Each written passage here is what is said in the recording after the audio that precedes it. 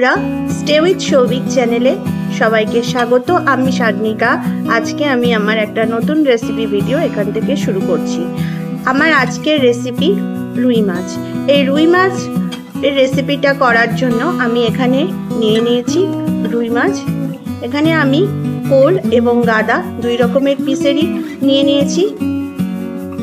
মাছটাকে ভালো করে পরিষ্কার করে ধুয়ে নিয়েছি। এবার নুন আর হলুদ আমি মাছের গায়ে ভালোভাবে মাখিয়ে নেব।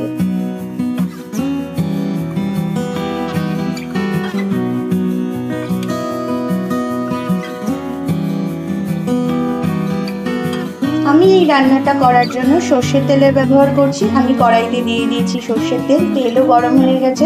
এবার একে একে মাছের টুকরোগুলো আমি গরম তেলের মধ্যে দিয়ে দেবো আর ভালো করে মাছটাকে এপিট ওপিট করে সাঁতলে নেব।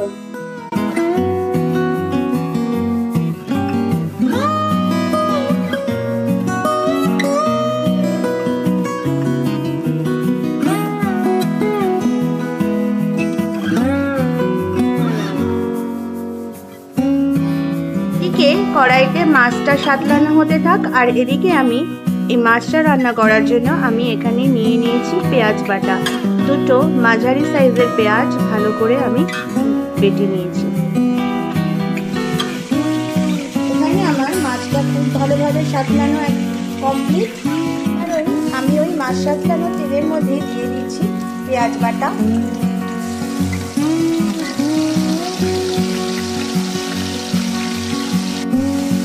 পেঁয়াজটা আমি এখন ভালো করে কষিয়ে নেব। আর আমি এর মধ্যে দিয়ে দিচ্ছি 1 টেবিল চামচ আদা বাটা আর দিয়ে দেব 1 টেবিল চামচ রসুন বাটা। ভালো করে এবার আদা, পেঁয়াজ আর রসুন কষিয়ে নেব।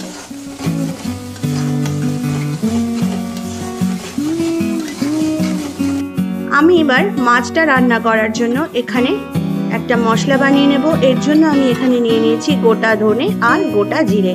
এবার গোটা ধনে আর গোটা জিরে বেটে এর পেস্ট আমি এখন বানিয়ে নেব। এখানে আদা, পেঁয়াজ, রসুন কষানো একদম কমপ্লিট। এবার আমি এর মধ্যে দিয়ে দেব ধনে আর জিরে বাটা। এবার ধনে জিরে বাটাটাও ভালো করে কষিয়ে নেব।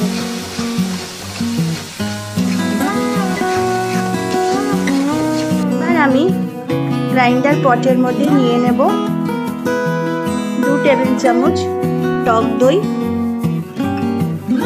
এবার ভালো করে টক দইটাকে আমি ফেটিয়ে নেব। এখানে বন্ধুরা আমার সমস্ত মশলা কষানো একদম ভালোভাবে কমপ্লিট।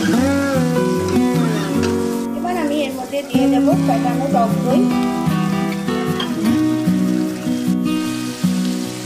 এবার আমি গ্রাইন্ডার পট দিয়ে পরিমাণ মতো জল এর মধ্যে দিয়ে দিচ্ছি।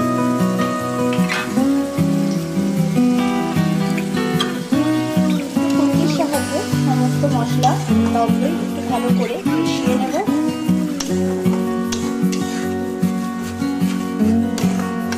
এবার আমি একে একে মাছের টুকরোগুলো এর মধ্যে দিয়ে দেব।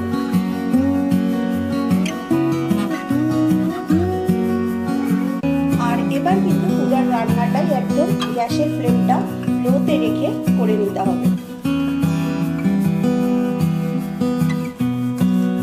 তো গ্যাসের ফ্লেমটা লোতে রেখে পুরো রান্নাটাই আমি এখন করে নেব। এর মধ্যে দিয়ে দেবো পরিমাণ মতো হলুদ, দিয়ে দেবো 1 টেবিল চামচ লবণ।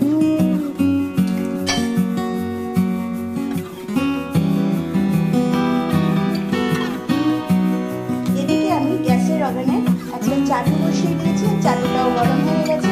এবার এখানে কয়েকটা শুকনো লঙ্কা আমি ভালোভাবে পুড়িয়ে নেব।